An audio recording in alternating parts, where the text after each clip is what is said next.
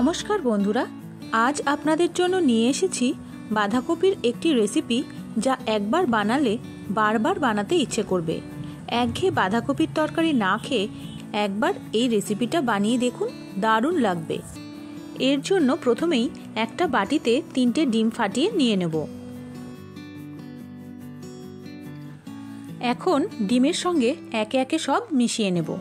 প্রথমেই দিয়ে দেব পেঁয়াজ কুচি, দেব আদা কুচি, দেব কাঁচা লঙ্কা কুচি, দেব পরিমাণ মতো নুন, দেব সামান্য হলুদ। এখন ডিমের সাথে সবগুলোকে ভালো করে মিশিয়ে নেব আর ডিমটাকেও ভালো করে ফেটিয়ে নেব। ফেটানো হয়ে গেলে এটাকে একধারে সরিয়ে রেখে দেব। বাঁধাকপি একদম ঝিরিঝিরি করে কেটে নিয়েছি। দেখুন, বাঁধাকপি কাটিংয়ের উপরে আমার একটি ভিডিও আছে, যার লিংক আমি ডেসক্রিপশন বক্সে দিয়ে দেবো, সেটাই গিয়ে দেখে নিতে পারেন। তাহলে আপনারাও একদমই কম সময়ে এরকম সুন্দর ঝিরঝিরি করে বাঁধাকপি কেটে নিতে পারবেন। গরম জলে নুন দিয়ে বাঁধাকপিটাকে ভালো করে ধুয়ে নিয়েছি। এরপর ঝাঁঝরির মধ্যে নিয়ে সম্পূর্ণ জল ঝরিয়ে নিয়েছি। এবার বাঁধাকপি একটা বাটির মধ্যে নিয়ে ডিমের মিশ্রণটা এর মধ্যে ঢেলে দেব।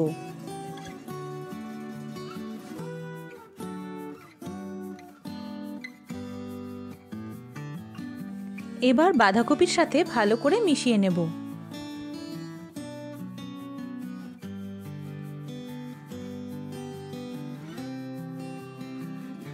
মেশানো হয়ে গেছে। এখন গ্যাসে কড়াই বসিয়ে দিয়ে দেব অল্প পরিমাণে সাদা তেল। তেল গরম হয়ে এলে দিয়ে দেব গোটা গরম মশলা। গরম মশলা তেলে একটু নেড়ে নেব।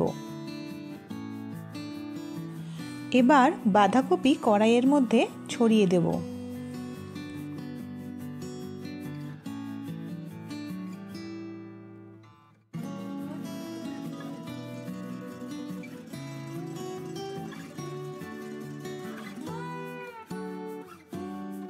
পুরো বাঁধাকপিটাই কড়াইয়ের মধ্যে বিছিয়ে দিয়ে দিলাম।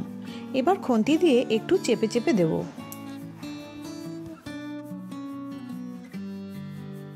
গ্যাসের আঁচ হালকা করে দিয়ে 2 মিনিটের জন্য ঢেকে দেব।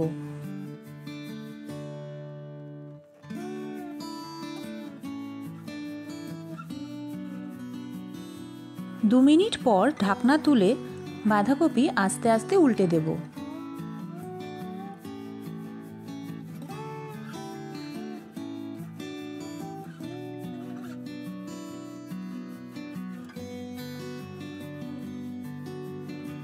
এবার দিয়ে দেব সামান্য জল।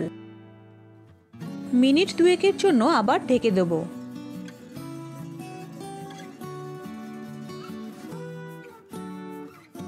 2 মিনিট পর ঢাকনা তুলে ভালো করে নেড়েচেড়ে নিয়ে দিয়ে দেব পরিমাণ মতো নুন আর পরিমাণ মতো মিষ্টি।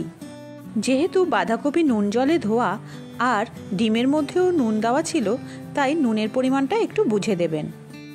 এখন ভালো করে নেড়েচেড়ে বাঁধাকপির সাথে নুন আর মিষ্টিটা মিশিয়ে নেব।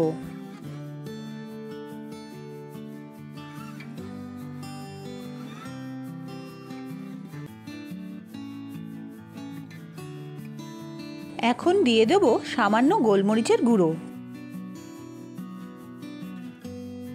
এখন ভালো করে নেড়েচেড়ে নিয়ে নামিয়ে নিলেই তৈরি আমাদের বাঁধাকপির তরকারি।